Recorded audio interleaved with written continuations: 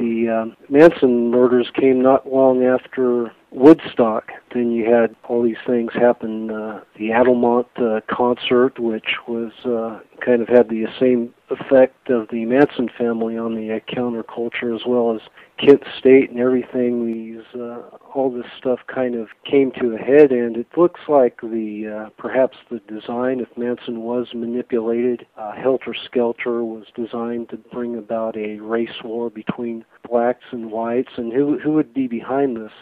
Perhaps the COINTEL program by the FBI. The FBI were basically, even though they were trying to do a counterintelligence thing on the whole anti-war movement, they basically targeted, for the most part, the Black Panthers, and several of the leaders of the Black Panthers were murdered during that period. A lot of times it was self-defense, and it was the structure, the establishment who brought them down, effectively brought the black movement of that period to an end with all the deaths of the Black Panther leaders, and, before that, Martin Luther King and Malcolm X. You look at all the great and really effective, powerful leaders during that period, they were all killed or jailed.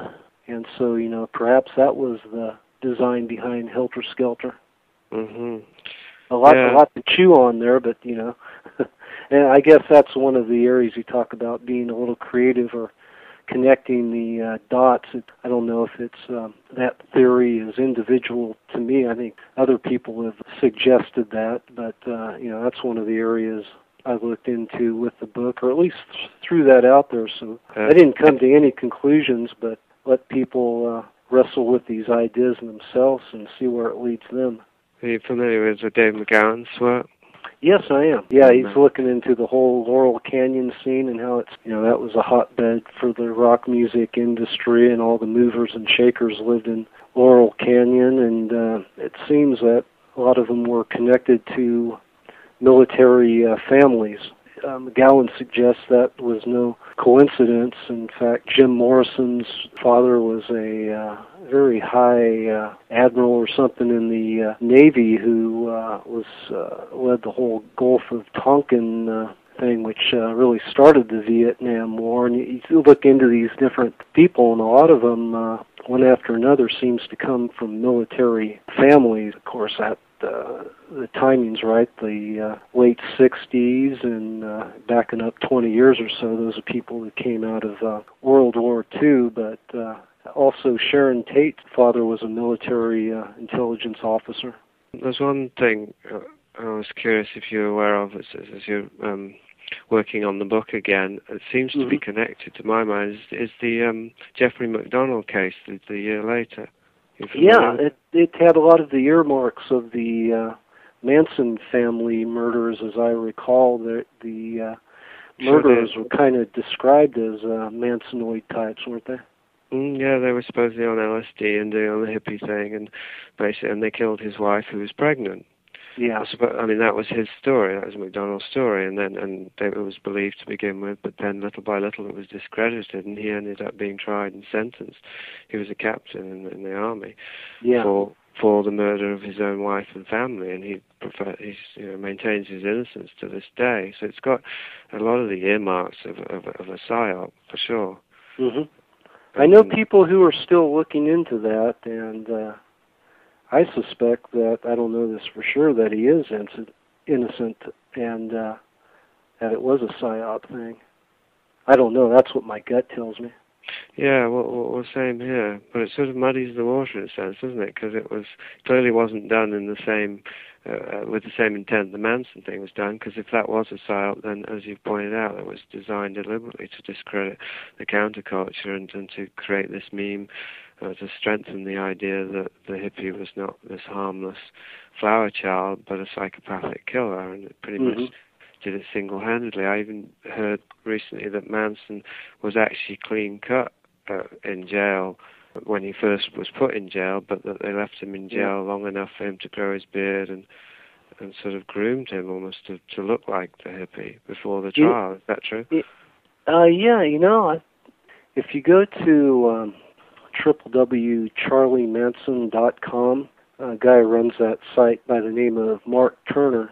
Somewhere on that site is a picture of Manson, a photo during the time when he was out at Spawn Ranch. It shows basically a short-haired Manson with some other fellow, and Mark Turner is telling me that for the most part, the long-haired Manson you saw, that really happened sort of towards the end, 69 or so, right when they had moved out to Death Valley, around the time just following the murders, and that's when Manson started growing long his hair and his beard. So yeah, he didn't really affect that look until the final days.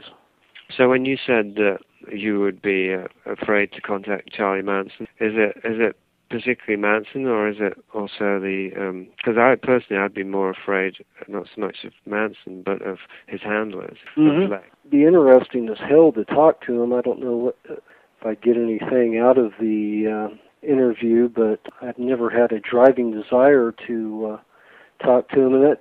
Well, you mentioned that you had experienced microwave harassment, possibly? Possibly, yeah.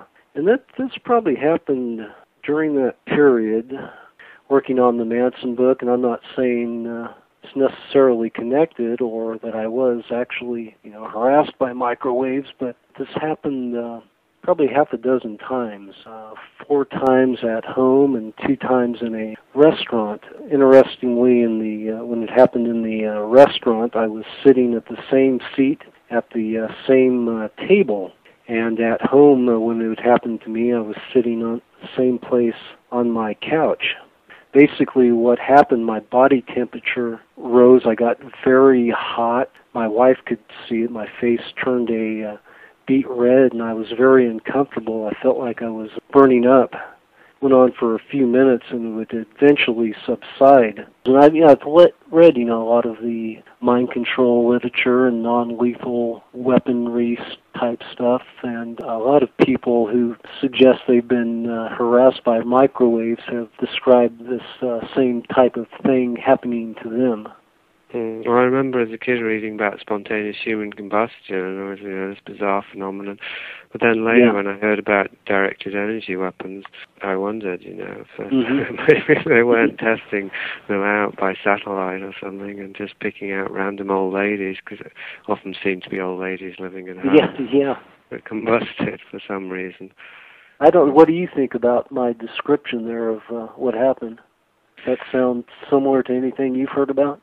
Well, I haven't specifically heard about that experience, but it does sound very plausible to me that if you were going to have microwaves directed at you, you would start getting hot. And a skeptic would say there's plenty of other reasons to for a sudden temperature increase, like a fever and whatnot. But I'm assuming that you've experienced ordinary temperature increases, and it was nothing like that. It's like nothing that's ever happened before or since. Did it make it difficult to think clearly while it was happening? Well, yeah, because you're going, man, I'm burning up. That's all you can think about is what's going on here, I mean, it's you're concerned.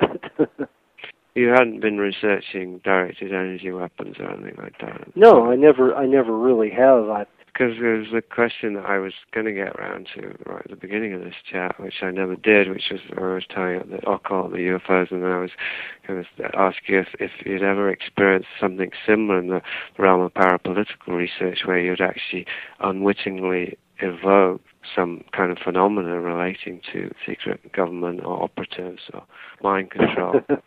Well, maybe that was it. Who knows? I got a couple of, I guess, last questions, but this actually could open the whole can of worms. So it relates to the Manson thing in a sense, which is the whole thing of his history revisionism. And there's 2 meanings of the term historical revisionism. One is negationism. That's when you're actually distorting the facts to serve some agenda, and the other is simply parapolitical research, when you're looking at the facts and discovering that not all of them are facts. Yeah.